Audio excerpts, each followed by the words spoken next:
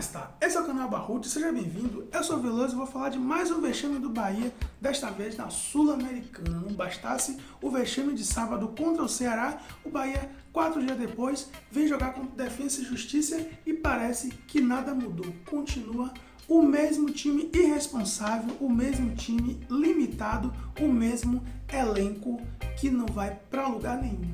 E o principal culpado disso tudo é o técnico. Na verdade, o ex-técnico em atividade que está aí no comando do Bahia. O ex-técnico em atividade não aprendeu com as lições dos últimos jogos do Bahia na Fonte Nova, onde os erros individuais e atletas que não estão rendendo o suficiente estão sendo reutilizados.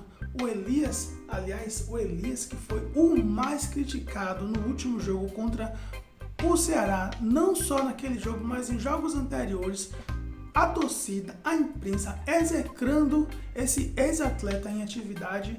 Eu acreditava que desta vez o Mano Menezes tivesse aprendido a lição e não fosse utilizar o Elias no jogo. Pois bem, segundo tempo, ele coloca o Elias em campo com a ideia de que está melhorando o time, está melhorando a capacidade técnica do time. Isso prova que o ex-técnico em atividade do Bahia está comprometido intelectualmente. Há um sério problema do técnico do Bahia em suas faculdades mentais, que ele não consegue enxergar que um atleta como o Elias não tem contribuição nenhuma a fazer à equipe, mesmo a equipe vencendo o jogo por 10-0. Não justificaria colocar o Elias em campo. Perdendo, então, não justificaria mesmo. E lá vai o Elias mais uma vez sendo colocado em jogo pelo ex-técnico em atividade no Bahia. E olhe que o Bahia priorizou a Sul-Americana. Claramente, a direção do Bahia, mais o seu ex-técnico em atividade, priorizou a Sul-Americana. E você vê isso claramente quando você compara a escalação do último jogo, onde alguns jogadores tidos como titulares são poupados no jogo contra o Ceará, abrindo mão de vencer o jogo dentro de casa, num campeonato de pontos corridos, que vai fazer muita falta esses 3 pontos lá na frente. Abdicou de vencer para colocar um time mais descansado contra a equipe do Defensa e Justiça. Ou seja, se a prioridade era a Sul-Americana e o Bahia perdeu de 3-2, imagine se a Sul-Americana não fosse uma prioridade. Se a Copa Sul-Americana não fosse uma prioridade, quantos gols o Bahia teria tomado se colocasse um time mambembe nesse jogo, porque não seria prioridade? Preocupante. Aliás, preocupante o Gilberto. O Gilberto está acabando com a carreira dele. Ele mesmo está acabando com a carreira dele. Há alguns jogos que ele perde gols de cara. Não é a primeira vez que ele perde pênalti e prejudica o Bahia em mais uma situação. Falar do Elias e do Mano Menezes é chovendo molhado. Não adianta a gente ficar aqui falando mais uma vez de Elias e mais uma vez de Mano Menezes.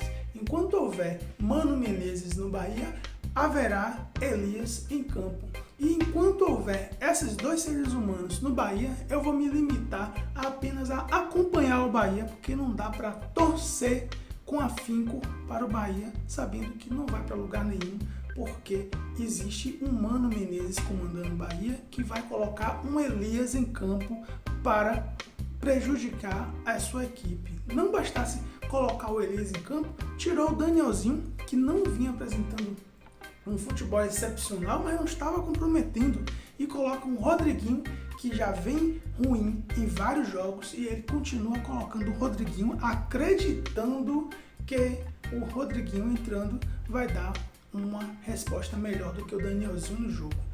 Ou seja, o ex-técnico do Bahia em atividade está com suas faculdades mentais comprometidas. E ele está entrando num estágio semelhante a que o Roger entrou quando estava para sair do Bahia. Ele não sabe mais montar o time, ele não sabe mais o que fazer. Ele está apenas distribuindo camisa e vendo o que é que vai acontecer.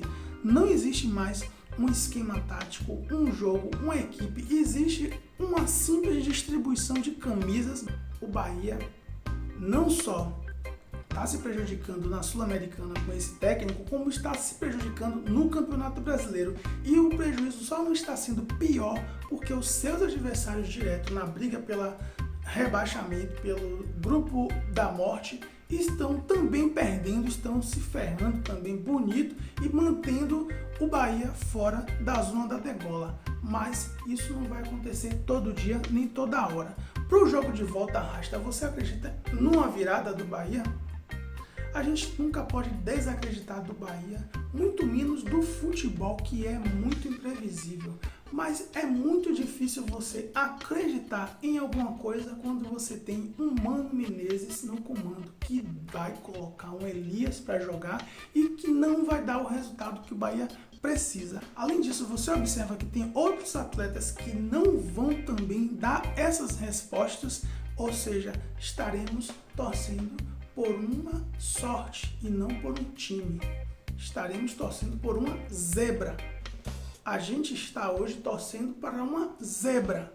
Se o Bahia passar do Defensa e Justiça lá na Argentina, ou seja, vencer por um placar acima de 2 gols, ou por um placar de 4-3, 5-4 por aí, se o Bahia se classificar, será uma zebra. O Defensa e Justiça está tendo mais facilidade com o Bahia do que teve com o Vasco.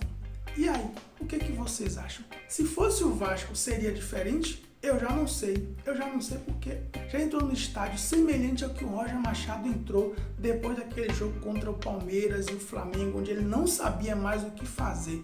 O Mano Menezes não sabe mais o que fazer com o elenco. O elenco não está mais respondendo a nenhum tipo de correção.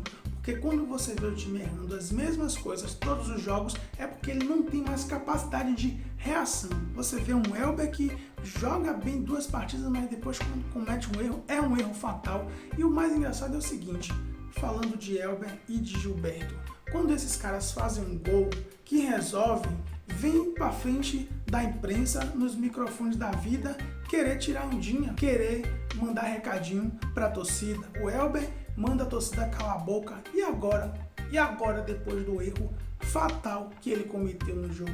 E o senhor Gilberto, depois de ter perdido um pênalti que claramente mostra que o seu corpo não está mais respondendo ao seu cérebro. O que ele pensa, o corpo não faz. Porque aquele chute ali, ele com certeza tentou fazer a mesma coisa que o Romero fez com o Anderson, tentar colocar no alto, fazer um gol bonito. Poderia ter feito o seu café com leite simples, batido no meio, fazia o gol com segurança, estaria tudo certo. Não, tentou fazer bonito, o cérebro queria fazer alguma coisa, o corpo fez outra coisa, e aí você vê que dá um atleta que está envelhecendo precocemente. E se não tomar cuidado, o Bahia será o último time da Série A que ele vai jogar na vida dele. Se o Corinthians queria comprar, depois desse jogo de ontem, dificilmente essas negociações vão avançar. O Bahia se complica para o jogo da Argentina, para o segundo jogo, e aí vai acontecer algo interessante. Como o Bahia está priorizando a Sul-Americana, é provável que entre com um time misto, um time mais alternativo contra o Palmeiras no Campeonato Brasileiro. Não vou ficar aqui em cima do muro dizendo que o Bahia pode jogar, que futebol é uma caixinha de surpresa e que nada disso. O Bahia vai tomar cacete jogando com um time alternativo contra o Palmeiras na sua casa.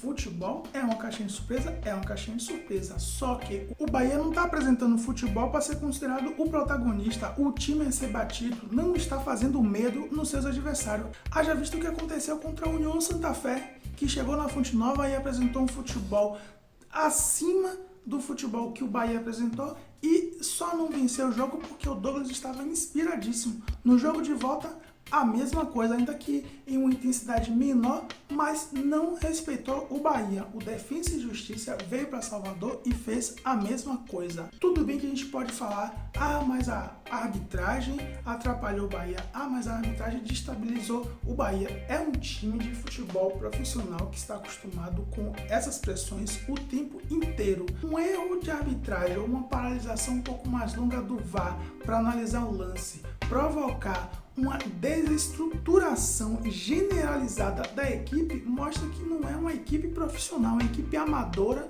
e que se abala com muito e que não é a equipe que o time profissional do Bahia precisa. Se uma equipe não consegue se manter equilibrada diante de um erro de arbitragem, de uma paralisação de arbitragem e se desestabiliza de forma generalizada em todos os setores, não é equipe profissional, é equipe de amadores, são trainees, são estagiários, não são profissionais. Complicado tomar 3 gols do Cuiabá da Argentina, mas é o que temos para hoje, Rasta. Bora Bahia, bora Barrutes, Veloso fui.